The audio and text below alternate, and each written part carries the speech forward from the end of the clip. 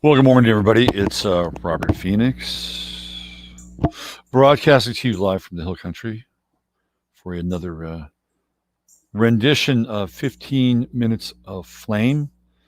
I've been up since 6:30 this morning, putting together content for your listening and viewing pleasure, and it is a pleasure to be the auspices of the Tree of Knowledge and the Old Back 40. So, welcome to the stream. Welcome to the show. We have look at that. We got the hot mods. Hot mods. First in, Ani and Steve. Way to go. There we go. The Wench with the Wrench and Thor by the Door. They're happening. They're in. Carolina in the Pines. Anna Erickson. Judy, there you are. There you are. Right where you are. Judy's like she bats sixth in the lineup, which is a pretty good place to hit if you're playing baseball. Welcome, Judy. Good to see you. FUP 77 in the house. Here we go. The forces are assembling. Teresa Blackburn, Wondrous back to you. Puka Bag, here she is. I'm assuming Puka Bag's a she. I think Puka Bag's a she. I could be wrong. I don't want to assume anything. Yellow Jacket in the house. Double M there. Jasmine. Hi, Jasmine. Justice Moody. Leon Luis coming at us from the UK. Christy Tasberg. Natasha Lloyd. Hi, Natasha. Ryan, the introspective woodworker. There he is, showing up. And let's see. What do we have? Anybody else? We got 32 people. 32 folks. It's a good start. Very good start. So while people tend to gather here, and China Miriam and Joan S. Sherry Lewin. Hi, Sherry. I'm a she. There we go. Puka Bag has confirmed. You can't just assume anything these days, Puka Bag. So I have to. Hey, Michelle. Hope you're well up there in Oregon, Michelle. Nice to see you. There's DJ MC Michael. I'll be talking to you later today. Vanessa Leiden. Nice to see you. What's happening? Frank Bry, another Northwesterner. Hi, Frank. John G. Frank, you should start meeting people at the border and just check their creds, man. Just check their creds. See if they're Idaho worthy. You know what I'm saying? Cindy Burton, checking in. Nice to see you, Cindy. Let's see. Who else? Get some more folks. More peoples in the house. Okay, so why don't I just kind of get rolling a little bit? I just, do the invocation and everything. But I did want to confirm our spider's identity. I did want to confirm the spider's identity. The jumping spider has a name. I'm going to show you the jumping spider. Not personally, because they're not here right now. But I thought the name was quite interesting to the jumping spider. Hi, Emerald V, Tamara Garth, Denise Walker, Mary Grether. We've got some more people here. So let me show you the jumping spider. This is the scientific version of the jumping spider right there. There's our little friend. And it is called Anisatus canosa, and I think this is interesting, right? It is the twin-flagged jumping spider. That is the name of the jumping spider, twin-flagged. Isn't that interesting? So we have the true node in Gemini, and the show's, I think it's now become the show's mascot, the jumping spider. This is the totem for 15 Minutes of Flame right here. Anisatus canosa, the twin flag jumping spider. I have nothing else to say except she's adorable. Well, one person's adorable, might be another person's freaky. But I got to tell you, man, the eyes on the jumping spider are pretty trippy to watch. It's kind of like there's something going on in those eyes. It's sort of like there's a lot of flashing going on in those eyes. A lot of information being taken in. So that is I think the official / unofficial totem of 15 minutes of flame for, I would say, the rest of the True Node and Gemini. The twin flagged jumping spider. I think the twin flag jumping spider is trying to tell us something, perhaps, as nature almost always does. Who knows? Maybe we'll have a visit today from the twin flagged jumping spider. Spider symbolize money. Hi, Faith. She's just emerged from the Epsom salt detox bath. Congratulations there, Faith. Hey, Louanne Hoffman, Heels Up Harris in the news again. Yeah, we'll talk about her. Sydney said that she had a leopard slug visit my outdoor sitting spot this morning. He was so cool. Denise Woolsey, what's happening? I had a jumping spider named Phyllis. That sounds like a children's book. Phyllis the Jumping Spider. Danica Rose in the house. Let's see. Many are trying to recall our governor here in Oregon. Yeah. Mary Brown's a disaster. She's related to Jerry Brown. That's a disaster. That's a Jesuit family, by the way. Crimmy's in the house. Wise Night. Hey, what's going on, Brian? Good to see you. I saw one of those spiders and looked into it, and it looked like it could have been nanotech. Yeah, they're really trippy, the jumping spiders. Really, really trippy. I'm glad you didn't touch the scorpion I saw on your screen.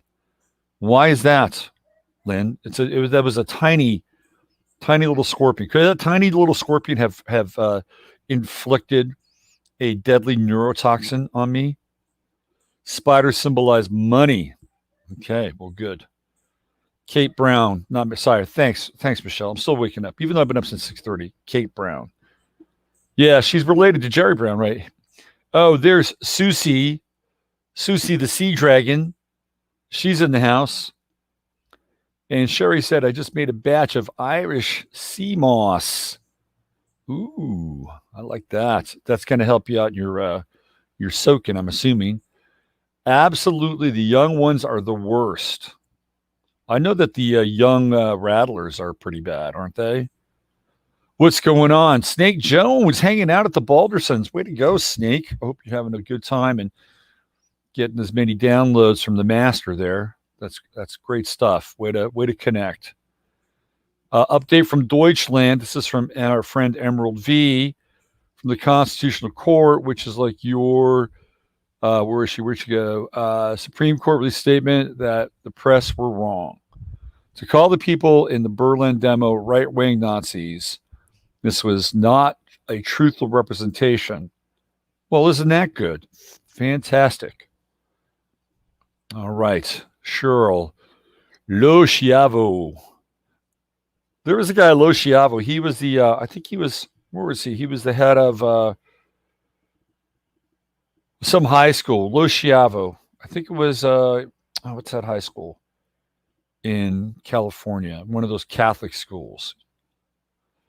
You're invited to come work in the farm if you want. I like that. Here after an exciting night in Berlin. So we got Germany checking in. Megan Scala.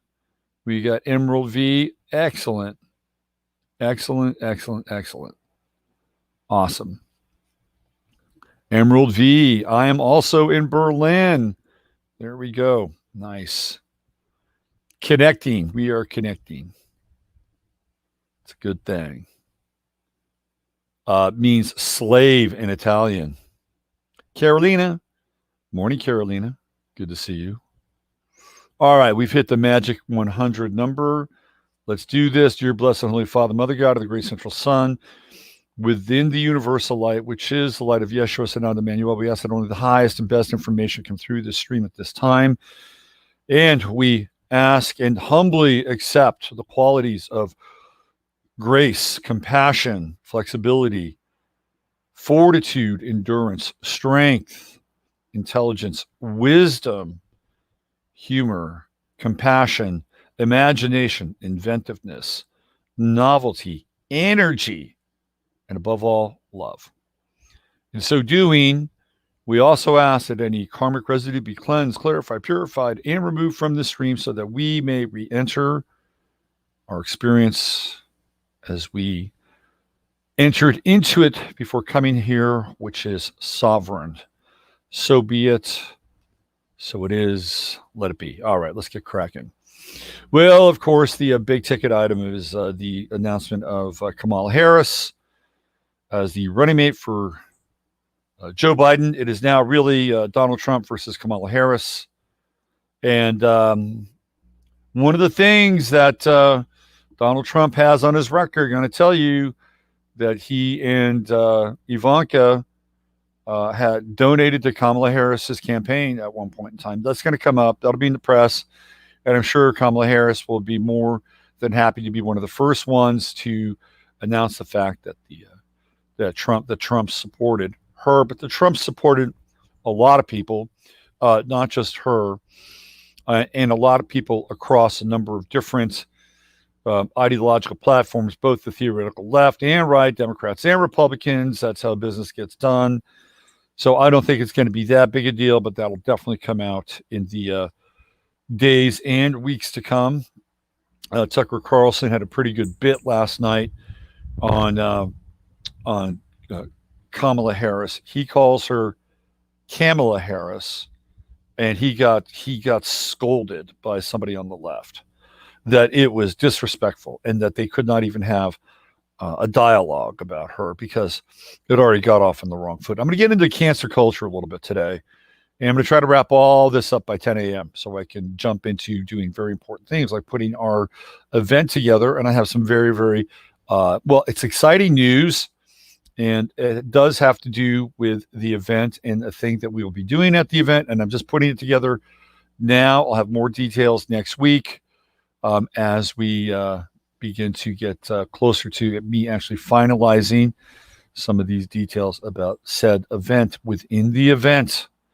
So if you are asking about an email about the event, for those of you who were part of last year's group, you're going to get it today.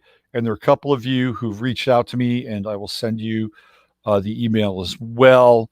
But there's going to be plenty of space. We're going to, if there's not space, at the hotel, there's space around the hotel. There's plenty of hotels there. And I'm going to try to get as many people in the event as possible. Okay. So don't worry. Don't stress. If you're meant to be there, you're going to be there. I got to tell you a little quick astrological story as we start the broadcast. And this should be titled under, filed under Astrology is Not Bullshit. Okay. Astrology should be filed under Astrology is Real. And I'm going to even give you the sort of the validation of the Western Placidus system, tropical Western Placidus system. So there's a little story came to me yesterday through one of my clients. This is a woman whose ascendant is 8 degrees Taurus. 8 degrees Taurus. That's her ascendant. Sun sign, Sagittarius. That's all I'm going to say. And guess what happened? Well, Uranus hit her ascendant. And guess where she was? She was in the path of derecho. Completely destroyed her mobile home. Destroyed her mobile home. She has nothing left except for her 2 dogs and a few things she was able to collect. Okay, so that to me right there, that is a Uranus in Taurus on the ascendant moment. Now, it's the degree. It was almost an exact hit onto her ascendant. So guess what happens? She gets to reboot her life, and that's how Uranus operates. Whether you're Aquarius rising, where you have Uranus in the first house, where you have Uranus and Taurus getting ready to transit either over your ascendant or just after your ascendant, the winds of change, sometimes violent as they may be, are in effect in motion. And she's fine, and she's going to have a reboot. And I think it's probably one of the best things that might have happened to her in recent years. So I just want to share with you a story from the astrological front lines and how astrology is not bullshit. Not bullshit. When you hear something like that and you're a practicing astrologer, you make a note of it and say there is really something going on here. Anyway, I just wanted to share that. Let's get back to the Kamala Harris piece. It's going to be Trump versus Kamala Harris, just like it was back in what was it, 2008?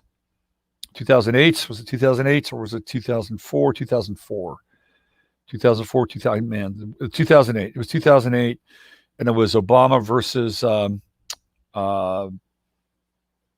versus Sarah Palin. That's really what that was about. That's what that it wasn't Obama versus McCain. It was Obama versus Sarah Palin. Now we've got Trump versus Kamala Harris. Now Kamala Harris is problematic because she's not really theoretically black. Okay, I'm just going to be straight up here.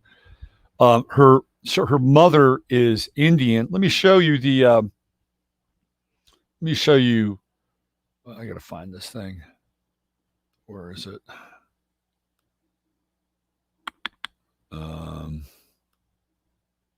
I got so much good shit to share with you guys today. It's almost embarrassing, all the cool things I have. Let me go back over here. So Kamala Harris, her mother is from India, and she spent most of her life growing up in Canada. Now, apparently, she had. Where's this thing? Yeah, we're gonna get rid of that. Oh, we got that teed up. She had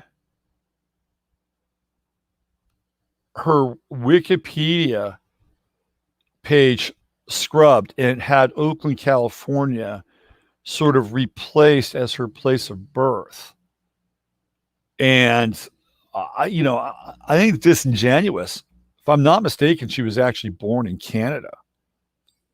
So she has issues. Her mother is from India, and nothing wrong about that. There's nothing wrong about having your mom from India.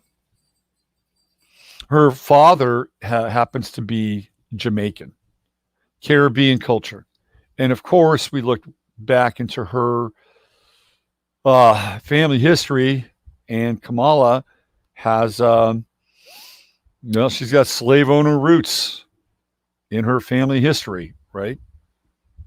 It's in there. Her father's even said it. Her father, by the way, is not a big Kamala Harris fan. So she's going to have some very interesting. She's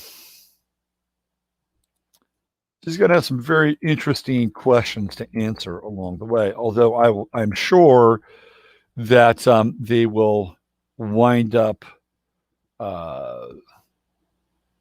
trying to control the narrative as much as possible. Okay. As much as possible. So here we go. Let me give you a hit on her mom, who was born in Chennai, India. This is the, here we go. This is the photo I wanted to share right here.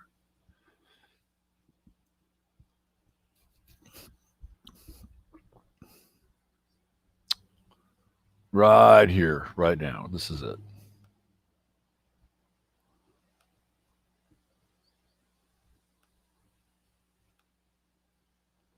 So here we go. I believe, if I'm not mistaken, this would be her right there, if I'm not mistaken.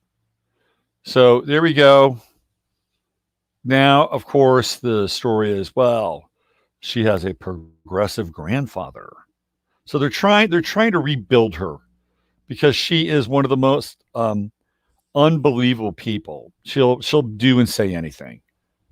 She has absolutely no platform whatsoever, except that she'll do or say anything. So now, for a girl from Berkeley, about 5 years old, the setting must have been intoxicating. A bungalow surrounded by greenery in a newly independent African capital, where children ran outside to wave at the president's car as he drove past. This is where a young Kamala Harris spent time in the late 1960s at a house in Lusaka, Zambia, that belonged to her maternal grandfather, an Indian civil servant on an assignment in an era of post-colonial ferment. The Indian government had dispatched P.V. Gopalan to help Zambia manage an influx of refugees from Rhodesia, the former name of Zimbabwe, which had just declared independence from Britain. It was the capstone of a 4-decade career that began when Gopalan joined government service, fresh out of college in the 1930s, in the final years of British rule. So basically, what they're trying to do is say that no thanks, I don't need it, no thanks. What they're trying to do is establish the fact that she has roots in not just a culture but a persona that was responsible for dismantling colonialism. Okay?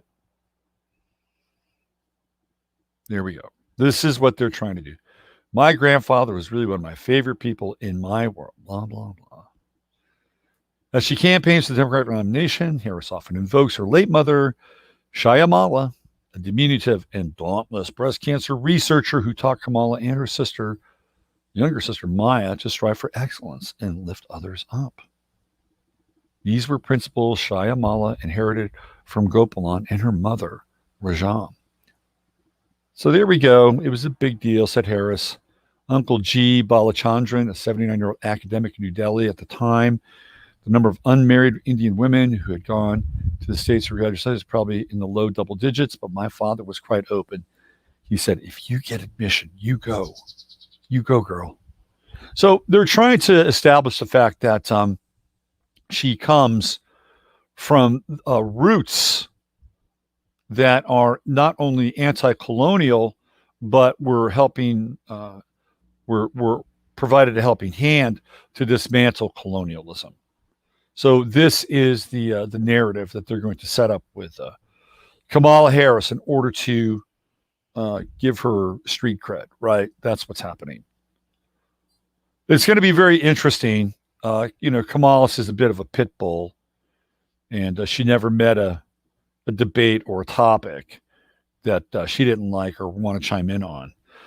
Now, it was quite interesting, though, when we watched Tulsi Gabbard absolutely destroy her presidential nomination. Like, that was it. Once Tulsi got into Kamala Harris, that was it. She was done. Done. That campaign blew not just 1, 2 tires, 3 tires, maybe have 1 tire left. I had to pull over to the side of the road. She was finished. She was absolutely finished. And astrologically, Tulsi Gabbard she's an Aries, and Kamala Harris is a Libra. So we have the opposition in effect. And right now, Mars is in the sign of Aries, so it's opposing Kamala Harris's sun, which means that she's going to get a lot of aggression coming at her. It's not the best placement for Mars in her chart. I'm telling you right now. Let's see how she responds when the pressure is on and when the heat is on. And unlike Biden, she's going to have to do a lot of the talking. They're going to have her do a lot of the talking. And the plan and the strategy is to control the narrative. And she's going to try to control the narrative, but that's not going to be easy to do. So I would say that she's got some challenges. She's got some challenges with Capricorn in her chart too. Saturn and Pluto, the Pluto retrograde. I'll get into Harris's chart again on Sunday night. We'll take a third look. This will be the third look we've done at her chart. And by the way, the second look that I had at her chart completely and utterly nailed her to the wall with the Jussie Smollett event. I don't know if you guys remember that, but I was able to essentially link her and Smollett up astrologically. We were there. We talked about it before anybody else talked about it. We also looked at Cory Booker's chart in relation to Jussie Smollett, and his fingerprints were all over that chart too. They were trying to bring this anti-lynching bill through the Senate and Congress, and Jussie Smollett was going to be their lynch mob messenger. Okay, that's what that whole event was about. And they fucked it up. They totally fucked it up. And then shortly thereafter, and we saw in the aftermath of the Black Lives Matter conflagration and the traumatic transmission of what took place post 5/25, there were a number of so-called nooses that were seen or spotted, or people that were seen supposedly hanging from nooses. And of course, the most infamous one was the Jussie Smollett of NASCAR, Bubba Wallace, and Bubba Wallace, of course, the boy who cried wolf, and and showing to all the world that somebody had set up a noose in his garage. It was really just how they closed the garages. Okay, so this happened in the wake and the aftermath of a lot of the George Floyd stuff, but that goes back to Jussie Smollett, and it goes all the way back to Kamala Harris and the ties that Kamala Harris has with Kim Foxx, who is the DA of Chicago. I mean, it is just dirty, dirty, dirty, dirty, dirty. She's a dirty. She's a dirty Democrat, and there are dirty Republicans. They're all dirty. They're all dirty. But Kamala Harris, man, they actually picked the most polarizing person they could find, which is kind of an interesting strategy in some ways, if it's a strategy. They could not bring in Susan Rice. Susan Rice theoretically would have been the better candidate in some ways to run alongside of Joe Biden. She has experience in the Obama White House, but she is just way too close to the flame on the Michael Flynn stuff and the unmasking. They could not risk having her in the crosshairs. Could not. And who was the other one? Karen Banks, or Karen Bass, the one from LA. She's just too controversial. She's too left. They're trying to go left center with Kamala Harris, and the left doesn't really like her. They don't really like her. She's going to be, basically a capitalist corporatist toady while spouting socialist and just socialist and intersectional polemics. Whatever she needs to do, whatever she needs to talk about, she'll adopt it. She will adopt it. It's kind of interesting how Sean King changed his tune about Kamala Harris. We're going to look at how Sean King has changed his stripes. So here we go. Let's start off here on this Twitter thread. It's so funny. His nickname is Talcum X. I think it's so funny. It's really funny. But this is what Sean King said about Kamala Harris. I'll be frank and tell you, come on back now. Come on back. Come on back. I'll be frank and tell you, two Democrats that I am 99% sure I won't be supporting, primarily because of their dismal history on criminal justice reform over the course of their entire careers. Joe Biden and Kamala Harris. They both helped build and advance mass incarceration. That's it for me. I'm incredibly proud to see a brilliant Black woman, an HBCU grad, chosen as a vice presidential nominee. I've done political work my whole life. It's rarely things dreams are made of. Kamala Harris is the most progressive VP nominee in American history. My, how they changed their tune, right? This is a party that is committed. I'm going to get out of the sunlight a little bit there, give you guys a bit of a break. Get behind the old tree of knowledge. All right, here we go. So this is how the Democratic Party basically changes its spots. They don't really care. They're shameless. They're absolutely shameless. And, the Republicans have their version of shamelessness too. Don't get me wrong. They're shameless in a different way. But the thing with the Democratic Party is that I used to hang out on this message board with these guys. It was the Golden State Warriors message board. And they were all staunch Democrats. And I couldn't believe how, even if somebody was moronic, or even if somebody's position was just so untenable, if they were Democrat, they would support their position. And they would support them because they would support the party. I never really understood that. My brain and my consciousness just does not, I can't wrap my head around that kind of support. And even if I was a Republican, if somebody was just a complete asshole, or the Republican Party had a position that was just, completely ridiculous, I'd question my allegiance to that thing. I'm a free agent, and I'm not defined by the party that I belong to. And it always blew my mind. These were so-called intelligent people. And I never really understood why they did this. But at the end of the day, it's the same kind of allegiance that is associated with being a communist or a socialist, that they'll support the party. It's party politics. And I'm not a party to party politics whatsoever. None whatsoever. Okay, so we've set the stage. We're going to look at her chart on a Sunday night. I also want to bring something else up. This is something I actually covered.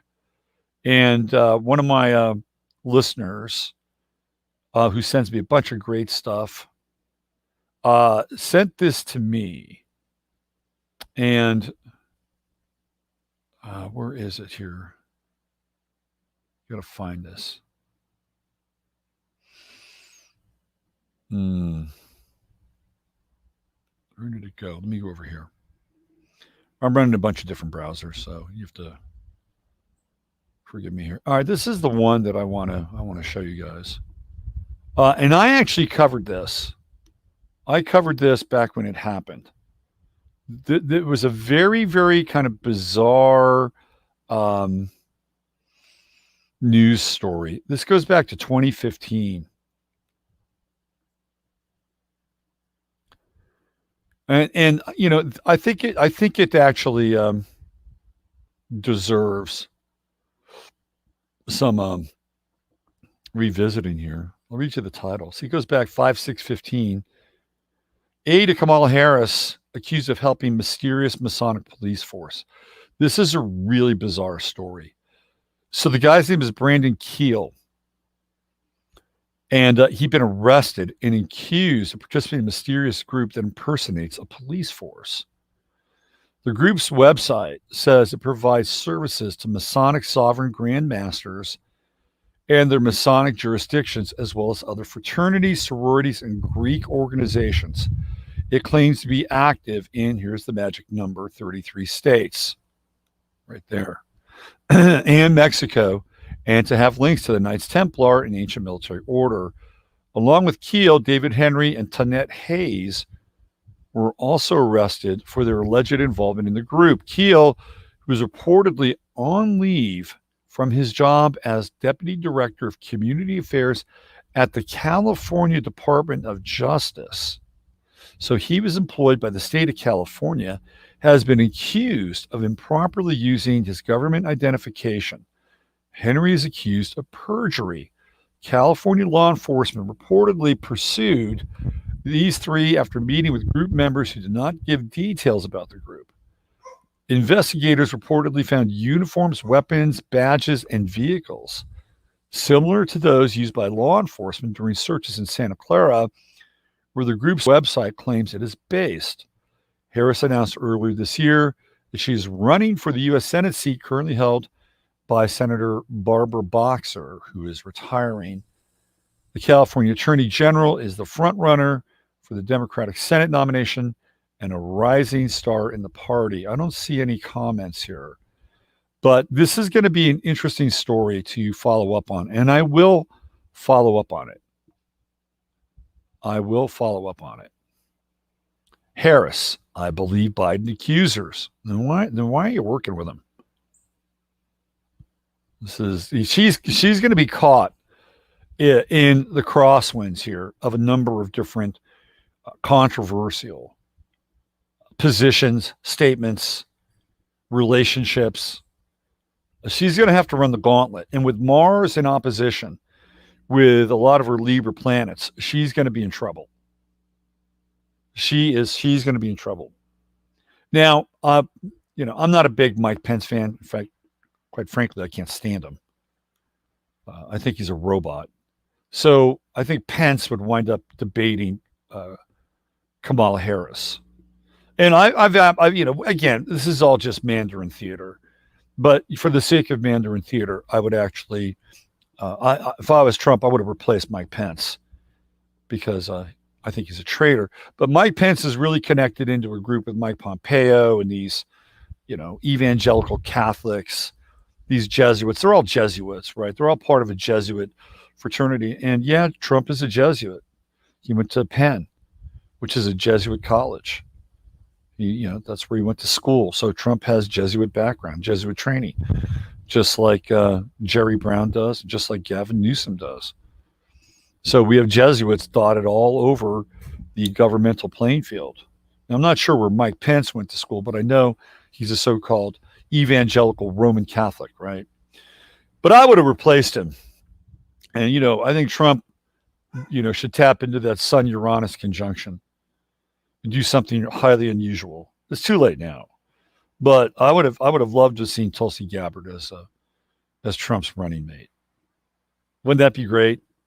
Wouldn't that be great? All of a sudden, Trump changes tracks, dumps Pence, brings Gabbard in, and now Gabbard gets to debate Kamala Harris one more time, a rematch, a heavyweight rematch. Now, I'm not a big Nikki Haley fan. I think she's another Zionist suck up. I hate her positions, but just for shits and giggles, if Trump replaced Mike Pence with Nikki Haley, I would get immense satisfaction out of watching Nikki Haley debate Kamala Harris because they're both Indian. Nikki Haley's Indian, and so is Kamala Harris, right? So that would be sort of a negating factor. And Nikki Haley, I think, is sort of like, I don't know, the Republican version of Christine Whitler. By the way, Whitler was on the short list. They almost went with Whitler. If Whitler had a little more melanin, she would have been the choice because apparently she clicked with Biden. That was the word. She clicked with Biden. So I'm not sure which is the lesser of two evils, Whitler or Harris. I think maybe Harris might be the lesser of two evils. But I think the blowback, the media blowback, would have been interesting to watch from that perspective. All right. I want to cover a story here really quickly. Then I'm going to jump into some Melbourne stuff. And then I'm going to play you a couple of videos that I think are quite interesting for different reasons. But let me jump into this story. This is a troubling story in many ways, many ways. How troubling? Let me count the ways how troubling this thing is. And it's a complex story, but I'm going to try to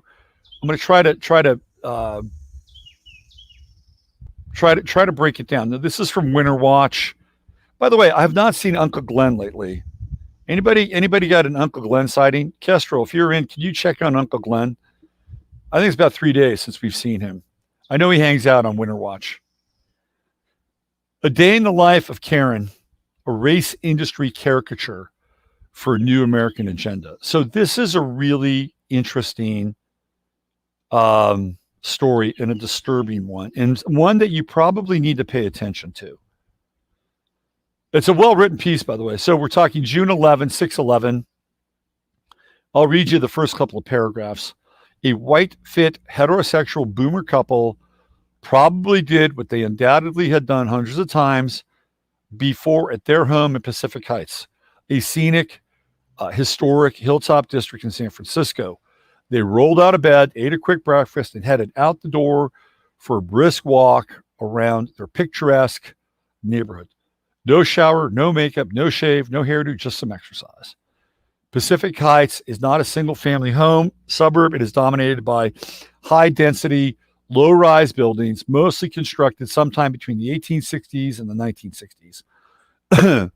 Block after block of studio-sized apartments, efficiency condos, and subdivided Victorian manor houses are what you will find there. Nearly all look newly refurbished, freshly painted, beautifully styled. So the intersection between Pacific Heights and Nob Hill, right over here, this is where Willie Brown lives, the former mayor of San Francisco. Now, the demographic of Pacific Heights is quite wealthy. And there you go. The average house price is $2 million, but $1.1 million is the absolute minimum. And you're not going to get one for $1.1 million. Okay. 30% of the residents are foreign born, meaning that they're probably tech industry people from India or Asia, right? These are the people that can afford to buy into Pacific Heights. The median age is 36, which I'm really surprised with. That means there's new money coming in there. And the average household earning is at $160,000 a year, but that's chump change in San Francisco. It's kind of on the edge of the Castro district. Of course, we have Harvey Milk, et cetera, et cetera. So there's a place called the Belden House, which is, I got to read you this one comment. It's fantastic. Now, these houses, the theory of these houses is that, and I studied this when I was in college. I took a course in the history of San Francisco in college, which now I believe is patently false. So the story around these houses is that these houses were just box frame houses. And what people did is they started to order things that were for the interior of the houses from a Sears catalog, okay? And they thought that these things were supposed to be attached and adorned to the wooden boxes that made these houses up. So Sears, discovering that this was indeed an error, decided that they were going to, instead of informing these people and saying, well, you can't get that and put it on the outside of your house, theoretically, they said, well, why don't we just make it for the outside of the house? And let's attach all these things onto the house. Henceforth, the Victorian style of architecture in San Francisco is explained. I'm not sure that's the case. You know, what we're looking at here is really classic Tartarian architecture. Classic Tartarian architecture. And these are all over the city. And yes, indeed, the actual frames themselves are built with wood, and then they are adorned.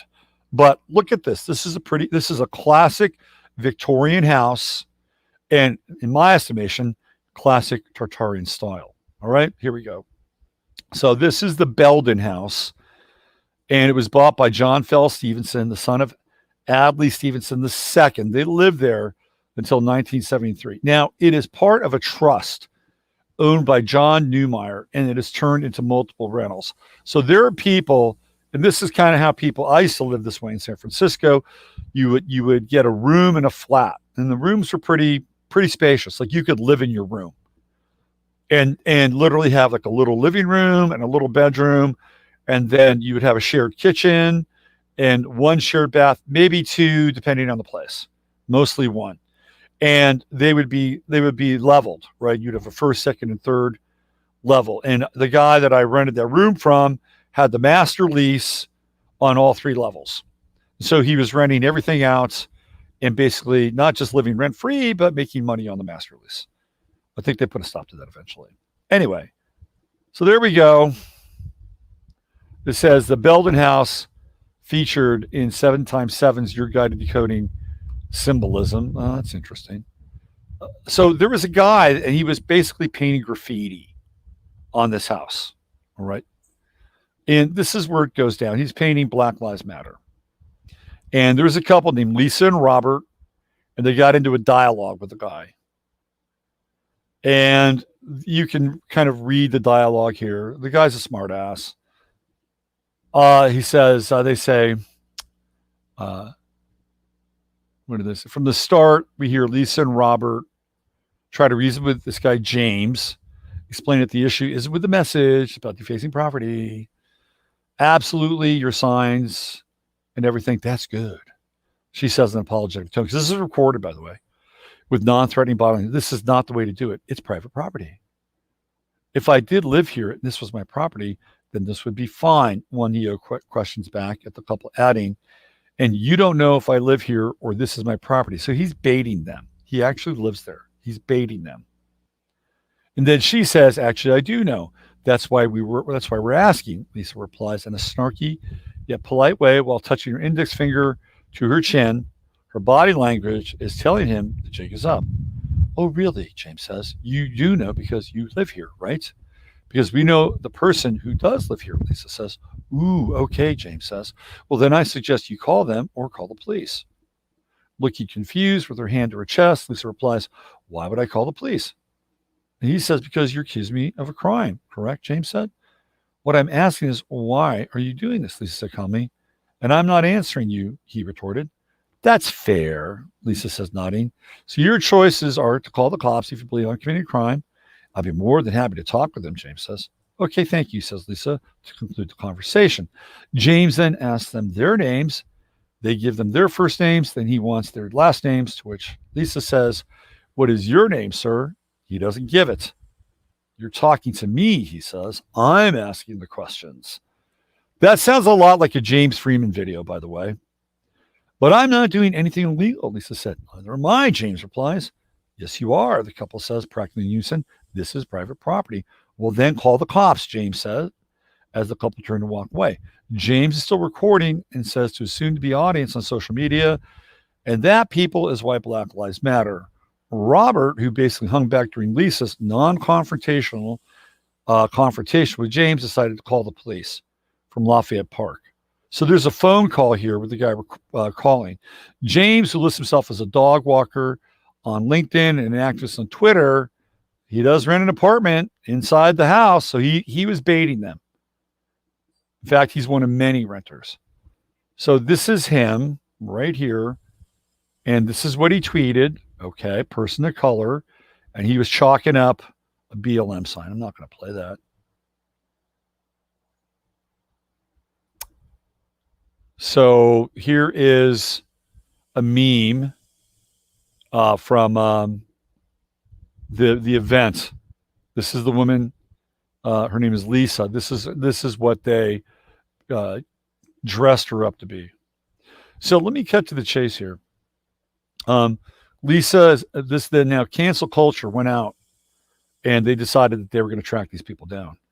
So she is a CEO of a beauty product called LaFace, and it uses Birchbox to distribute her products. So they went after her and went through Birchbox. Birchbox terminated their relationship on June 13th with her.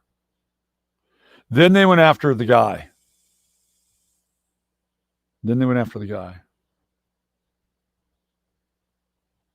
He works for a company called Raymond James. I believe it's an investment firm. And 4 days later, Raymond James canned Robert. There you go. That's interesting, isn't it? Yeah. So this guy, there's James Juanillo. He got to tell a story on Don Lemon. There is his stenciled work, and he's quite proud of his affiliation, his stenciled work. There we go. He is apparently a world-class chalk artist and spends a good deal of his day adorning the streets of San Francisco. So this is an interesting story, and it should be, in many regards, a telltale sign and a warning sign for people who are going to cross certain lines, okay? And if you're going to cross certain lines, you're going to cross them in public. You got to be ready to deal with the cancel culture vultures, because they will absolutely and utterly ruin and destroy people's lives and their livelihood. This is what will happen. And so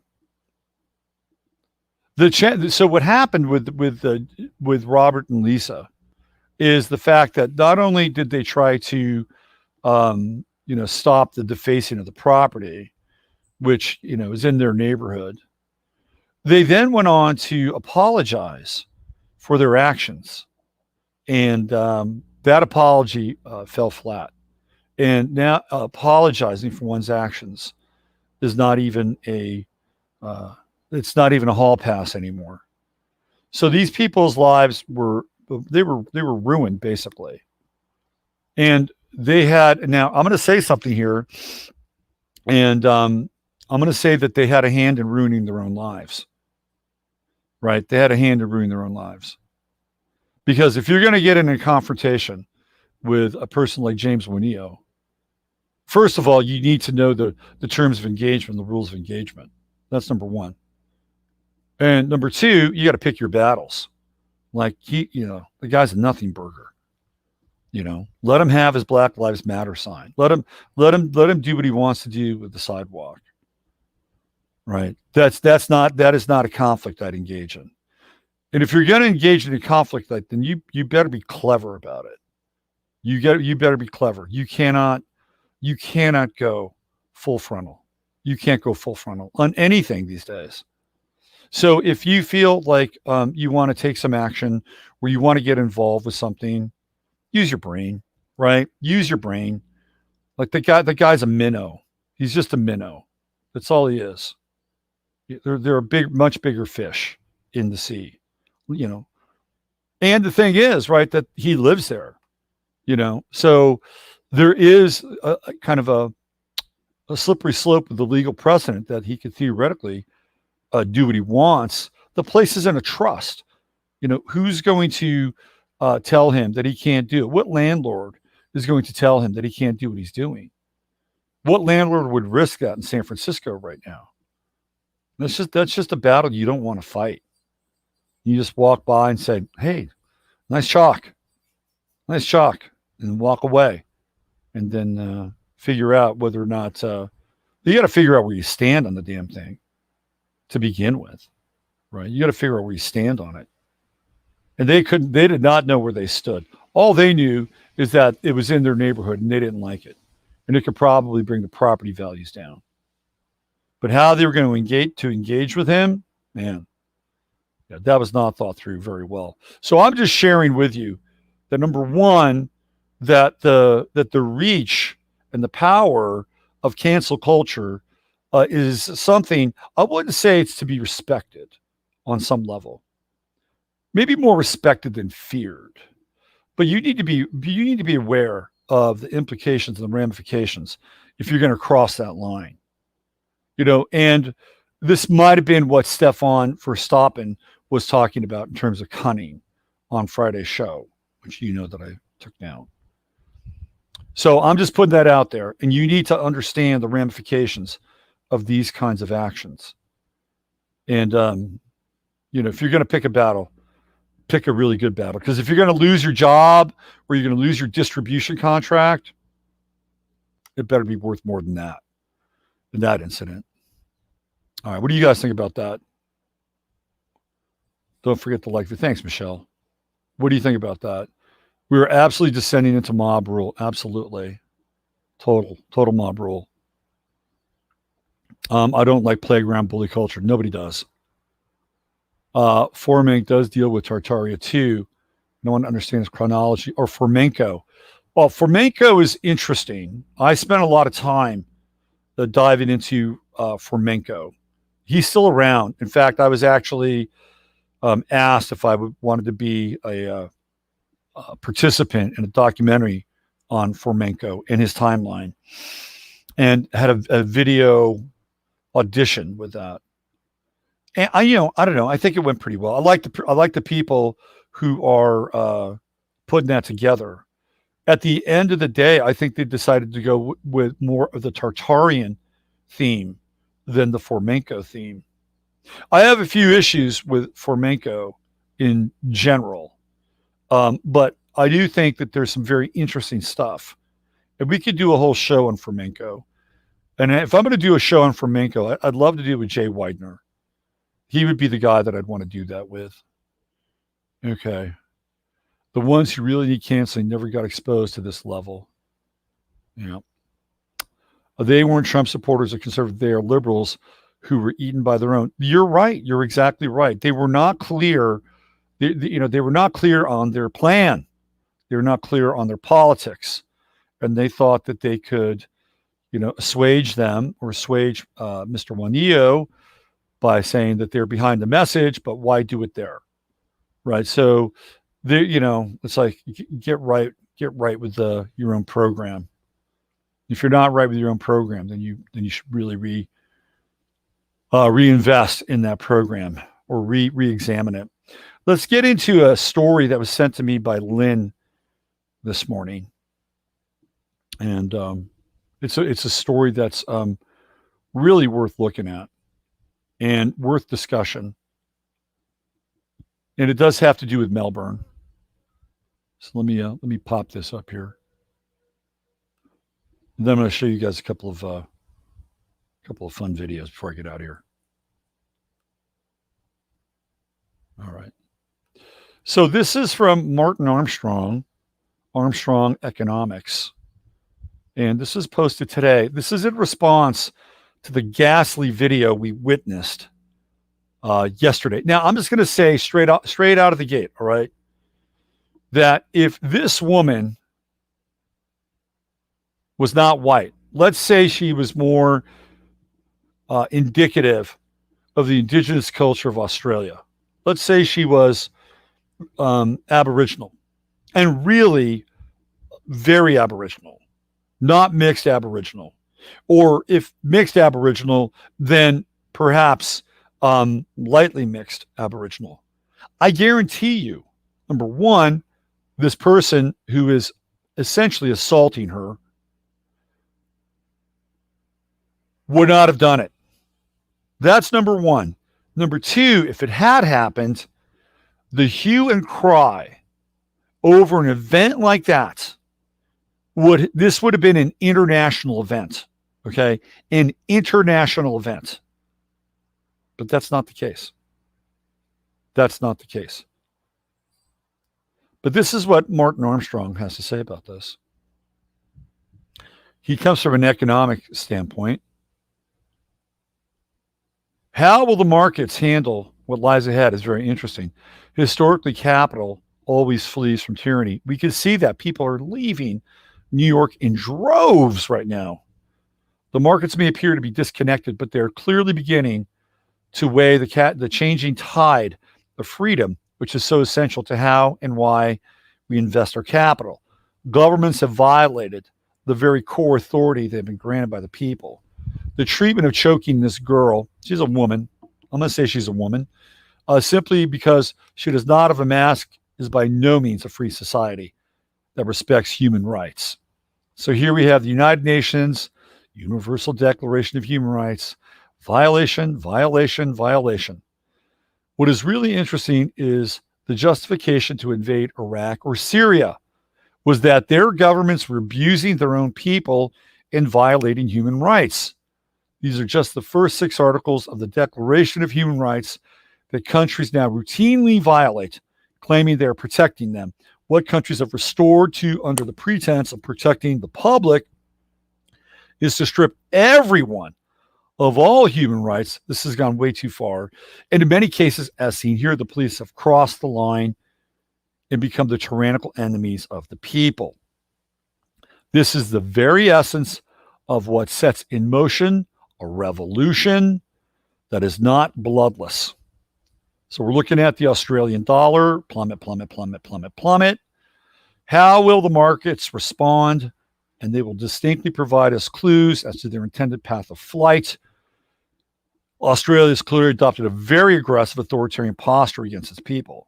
This is reflected as the currency for it has declined sharply for the past 9 years since the high of 2011. The Australian dollar needs to close back above 7,800 at year end to raise hope of a bounce. Closing below 7,000 at year end will point to political unrest and a decline into 2021. We get a little character here now. Who are you? It's a little tiny spider. Maybe it's a tiny jumper. It's right there. Anyway, spider visitation. So the commodities, the Australian dollar should rise with commodities into 2024, but the failure to do so would warn of political unrest, which will not end well for Australia. So we get into Thomas Jefferson, the blood of tyranny, yada, yada, yada. MMT, which is modern monetary theory, which theoretically would displace the hard money theory, right? Which is really, MMT is the source of socialism and communism, gets discussed here. No free society turns against its own people. All the same justification that was used to invade the Middle East exists in the heartlands of the last vestiges of our once democratic free societies of we the people. Look at the list of grievances. Okay. These are all connected to Melbourne at this point. These are just a few of the grievances that Jefferson noted. The king sent a full army to capture Jefferson at his home, seeking to hang him. We are entering a period where the markets are clearly disconnected from the normal trends of analysis. They adopted a new footing as confidence begins to falter. The markets are rigged. They're based on algorithms, machine trading, and they are going to always heavily vest and reward the markets that will reflect the trends that are being supported, whether they're trends that relate to computer security, cybersecurity, cyber technology, the adaptation, the application of 5G, pharmaceutical industries. Any of these so-called markets will be propped up by not only people who are buying into those markets because they know that that's where the world is headed, but the algorithms of the markets themselves are set to favor those various industries, right? And that's why they exist the way that they do. And that's how the markets are disconnected from political trends. It's rigged. But Martin Armstrong brings up a very good point. At what point does Melbourne and Australia cross a line? At what point are their citizens being subjected to the very same abuse and even torture that is laid out by the UN and Amnesty International? At what point would a government like the United States actually aid and assist the people of Melbourne? Well, I guarantee you, it'd probably take a lot more than that. It would take a lot more than that. But it's a fair question. We've invaded places for less, right? We've invaded places for less crimes against humanity, against the populace. We've invaded places where the people that are actually running the country are trying to protect those places. And of course, we have ginned up circumstances, just like what happened in our rapid advance into Gulf War I, where the young Kuwaiti girl, who I've talked about before, told horror stories to the special committee that was put together to address things like this special bipartisan committee, one of whom a part of that bipartisan co-chair was Paul Lantos from the Bay Area, San Mateo County, a supposed escapee of Nazi Germany, right? They brought that girl in, and guess what happened? They used her testimony as justification for going into Iraq. And the whole thing was bullshit. It was a total lie. She was the daughter of the ambassador to Kuwait. They had big Kuwaiti money working through a public relations firm who was basically setting the whole thing up. And it's not, it is not a one-off when they use children to advance an agenda. They did the same thing with David Suzuki's daughter when it came to Agenda 21 and came to the Rio Summit in 1992. She was there as a teen to talk about, her future, the future of the planet, and how it was so important that they adopt the protocols of the Rio Summit. She helped sell it. Greta Thunberg, a more recent example, an updated version of David Suzuki's daughter, doing the same thing. So Melbourne, if I were you, I'd go find a young woman. Go find yourself a young gal, an articulate teenager, and maybe you can get her to be your Joan of Arc, to be your spokesperson, and have a message go out to the world that what you're experiencing is beyond the pale and a violation of human rights, with the UN and Amnesty International. All right? That's important. That's very important. At least understanding that. Whether you find, your version of Greta Thunberg or David Suzuki's daughter, I mean, maybe that's manipulative. Maybe what I'm essentially advocating is some kind of heresy.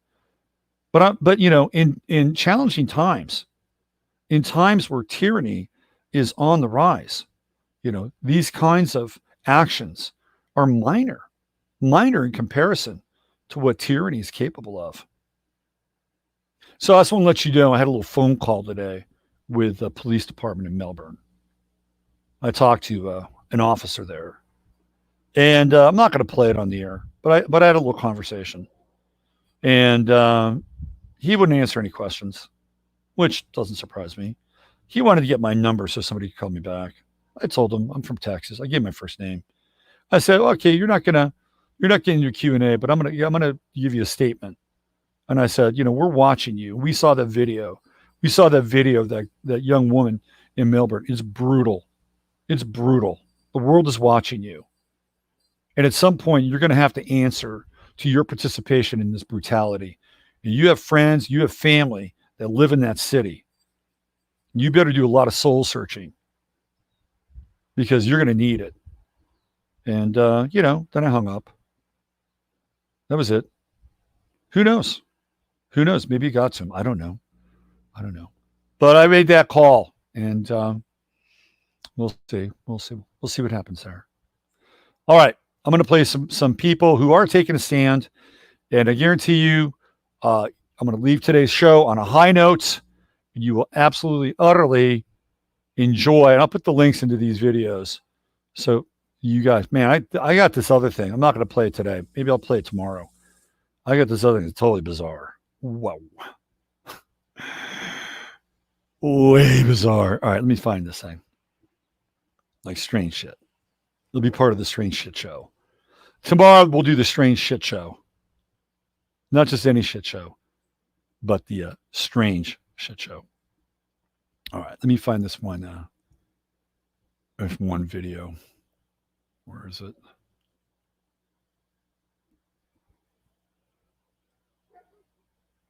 Give me 1 second here.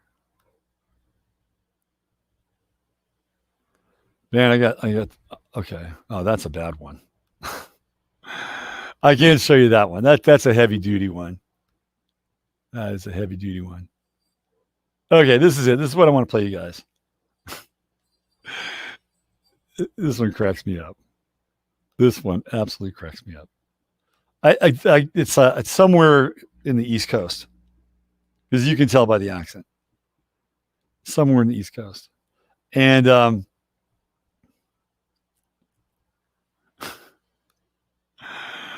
there's a woman who's in a store and she does not have a mask on, and she is not taking the mask thing very well. So this thing's gone viral. This is fucking hilarious. All right, let's play this thing. Here we go. Yeah. Are you kidding me? We live in America. We're doing this communist crap. Because I didn't put your mask. My mask was on. It wasn't my mask was on. I think you need to get out of my face. Shut the fuck up, you fat bitch. You know what I mean? You're a fat fuck. That's why you work in a supermarket. That's why you work in a supermarket, you dumb fuck. I'll beat the fucking shit out of you. Are you fucking? No, I'm not. I'm not. Don't pull your communist crap on me. Don't pull your communist bullshit on me. I'll fucking beat the shit out of you. Right here in the fucking. That is worth an encore. I got to tell you right now. That is. I would not mess with that woman, man. I got to play this one more time. Here we go. And I got one that's even better than that. I got one that's even better than this one. So we're going to end on a high note here. Here we go. Check this out one more time. Are you kidding me? We live in America. We're doing this communist crap. Because I didn't put your mask. My mask was on. It wasn't my mask was on. I think you need to get out of my face. Shut the fuck up, you fat bitch. You know what I mean? You're a fat fuck. That's why you work in a supermarket. That's why you work in a supermarket, you dumb fuck. I'll beat the fucking shit out of you. Are you fucking? No, I'm not. I'm not. Don't pull your communist crap on me. Don't pull your communist bullshit on me. I'll fucking beat the shit out of you. Right here in the fucking. Don't pull your fucking communist bullshit on me. Oh my God. Man, that woman is a badass. Holy shit, man. That she picked her battle. She picked her battle on that one. Man, that was brilliant. That was brilliant. Oh my God, that is epic, right? All you got to do is get a little dose of that. If you're feeling a little overwhelmed, right? You play that about 3 times, and follow it up by Blitzkrieg Bop by the Ramones, and then I think you're good to go for the day. Let's see. What did Cheryl say? Had an altercation with the server on Sunday evening about wearing a mask outside, 6 feet away from the table I was sitting at. I didn't use foul language, though. Foul language is a really effective tool. When used in the right situation, invective is very effective. Well, I got one more for you, and this one is even better. Okay. I know, you fat bitch. That's what you were. Man, that's classic. That is so classic. And this one's even better. I'm going to play one's even better. You think that little dynamo in that supermarket can be topped? You're right. You're right. She can be, but it's got to go next level. I'm about to go next level. All right. So strap on for this one. This one's gonna rock your world here. Let me tell you. This one is even, I think, more dramatic in a lot of ways because it's political. That one was a little political. That was more visceral than political. This one is going to hit you with both chambers here. This is a 2-barrel shot right here, and just wait on this one. This is going to be quite something. Now I need to be able to. I got to get this. Let me do this. I want to make sure that I can actually play the video and get some volume on this thing. So I'm just going to switch browsers. Give me 1 second while I adopt the old browser here, and hopefully this thing is still up. God, I hope it's up because it is really worth.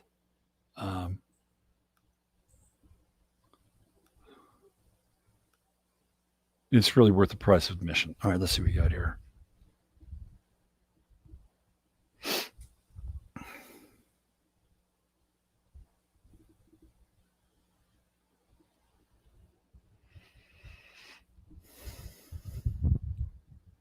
Just need to cycle through. We're almost there.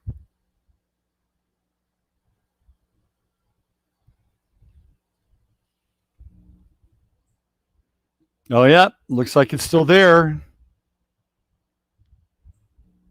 There it is. All right. Now I can pump the volume in, and we're going to go next level now. We are going to go next level. Here we go. Buckle in, strap it on, and let's make it happen. Do your job. Do what you feel is best.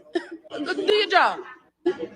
Yeah. Waste your time and arrest me. Go ahead for being loud. Go ahead, arrest me. While there's rioters and looting going on. Go ahead. While they're trying to defund you right now as we speak.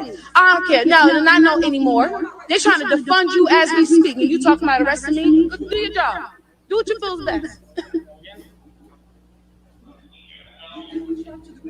And I actually respect police, but no, I'm not going to submit to that.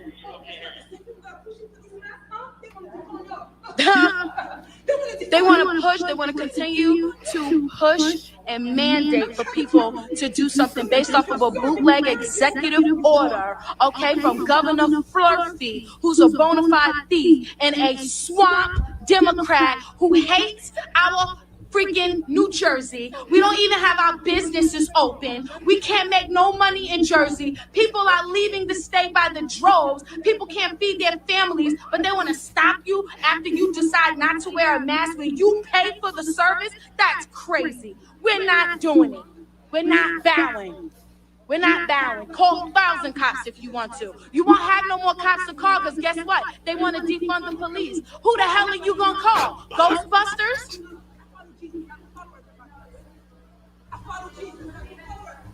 We didn't assault nobody. Listen, we didn't assault nobody. We didn't break no law. We're not wearing a mask. We're not wearing a mask. Yes. Thank you. We're not ever going to bow to this Democratic liberal agenda. It's not happening. It's not happening. Open up New Jersey now. Open New Jersey. Open up businesses. How dare they try to stop us and tell us we can't wear a mask? We got to wear a mask. But yet people in Jersey ain't even making no money. Are you crazy? Businesses are closing left and right. I have to leave New Jersey. I'm moving out of New Jersey because there ain't no money here. Are you freaking kidding me? And you want to tell me about a mask? Kick rocks.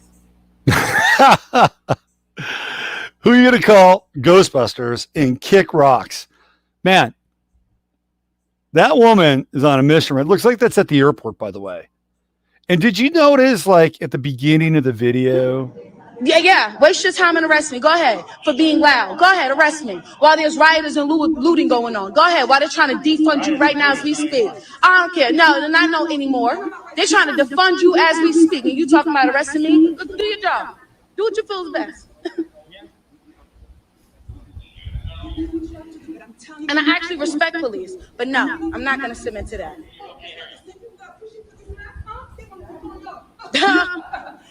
They want to push, they want to continue to push and mandate for people to do something based off of a bootleg executive order, okay, from Governor Flurfy, who's a bona fide thief and a swamp Democrat who hates our freaking New Jersey. We don't even have our businesses open. We can't make no money in Jersey. People are leaving the state by the droves. People can't feed their families, but they want to stop you after you decide not to wear a mask when you pay for the service. That's crazy. We're not doing it. We're not bowing. We're not bowing. Call 1,000 cops if you want to. You won't have no more cops to call because guess what? They want to defund the police. Who the hell are you going to call? Ghostbusters?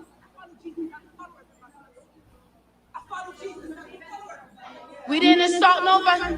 Listen, we didn't assault nobody. We didn't break no law. We're not wearing. Okay, so I wanted to stop it right there because here we go. We got another bald guy, right? We got another bald mask guy right here, right? Another bald mask guy, another bald mask cop, right? He's right. You saw him in the frame there. What is it with the bald mask cops? Are they follically challenged? Do they feel like that they have to get people to submit because they don't have any hair? What's up with bald mask cops? Not that guy. This woman's a badass. She got the leopard skin. I would not tangle with this woman. Could we somehow get her and the other woman from the other video and just deploy them together? That would be like the new version of Starsky and Hutch or something like that. And just follow the two of them around with a camera. I would pay for that. I would support a GoFundMe for that.